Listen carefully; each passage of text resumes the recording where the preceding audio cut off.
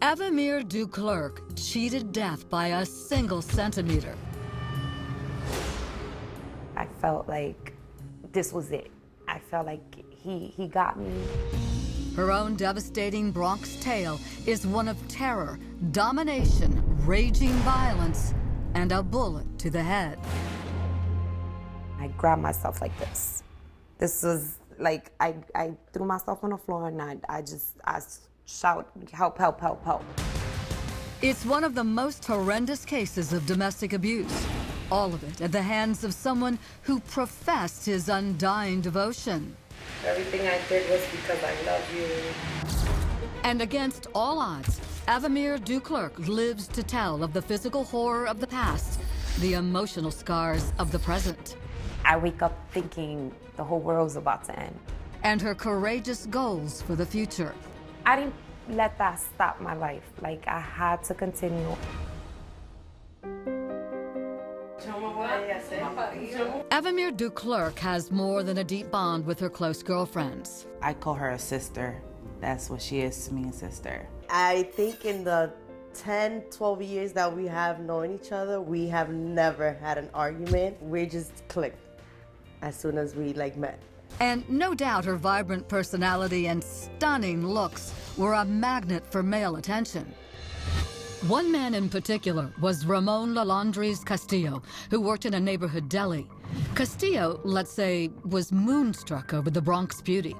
Every time I would come over here, to the store, he would keep asking me, who is she? Can you give me her number? This and that. The ever-protective Joanna refused, but she had a plan. I was like, hey, I'm gonna tell her that you've been asking about her, and I'll see what she says. And that's how it was. I found him interesting and I went out on a date. It seemed like a match. He was very nice. He was very attentive to what Evie wanted, to what her friends wanted as well. He made us feel very comfortable. But it wasn't a perfect union. Early in the relationship, we had a couple of arguments, little arguments, but it was relationships, problems that escalated with the time.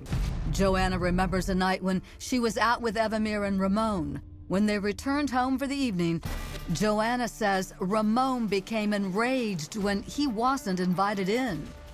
He grabbed her by her hair, pulled her back into the car.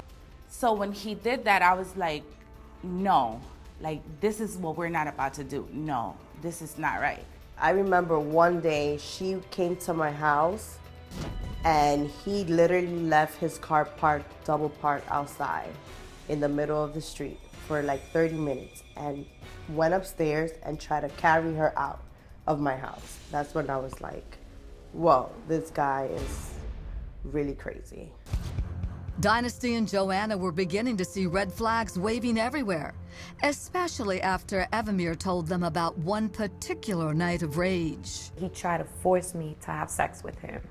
I actually didn't want to have sex with him that night, and he was so mad at the fact that I was saying no that he pulled me from the bed. I was wearing thongs, and he actually cut me. Despite that, for Evimer, love, as they say, was blind. She really wanted to see the good in him, so she was like, we were drinking.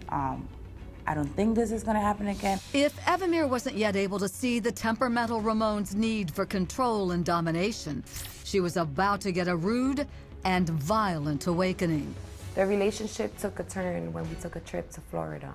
It was Evimer's birthday, and she wanted to celebrate in Miami Beach, but not with anyone from the opposite sex. It was a girls' trip, it was my birthday. My friends didn't want any males around. It wasn't, it was just for us to be comfortable. Ramon would have none of that. He insisted on crashing the party. So off they went to Florida, the girls and the unwelcome Ramon. That first night when we went out was the first big problem where I just realized who he was. We went out, we was clubbing, everything was fine. And all of a sudden he says, let's go upstairs in front of everybody. And I'm like, oh, let's wait. It's, we're having a good time. Nobody's leaving yet. Let's just stay a little more. No, I said, let's go. Those were his reply, let's go. I said, let's go, and that's it. My response to him was, well, if you want to go ahead, I'll meet you upstairs, but I'm not leaving now. Ramon went to the room angry, and when Evimer returned later, she would pay a brutal price. We heard the screaming from her, and I went to go and check what was going on, and he was beating her. Like, the room was flipped over, and he was in the balcony, like, with his hand on her hair and pulling her and trying to choke her. He punched me, he threw me down, hit me. When I got to reach the door to pull it, he grabbed me by the purse to pull me back. He stood in the room and he was just saying he was gonna kill himself, to not call the cops, that he was gonna throw himself off the balcony. Hotel management had called 911, and within minutes, Ramon was enraged, in cuffs, and arrested. It was a moment of reckoning for Evimer and her friends. We were like, leave him there. That's it, like, this is your moment to break up with him. Evimer was still reluctant to cut ties, a common characteristic for victims of abuse, self-blame. She was like on denial at that point. I think in some kind of way, she thought maybe she triggered that. She was mad, but not that mad at him. But thankfully, Evimer eventually saw the light and knew what she had to do. Coming up. It took me a couple of months to actually like get him out because I never asked him to move in. It took me a while to get him out. It was just battles after fights after fights. So he was eventually out. Evimer gives Ramon the boot.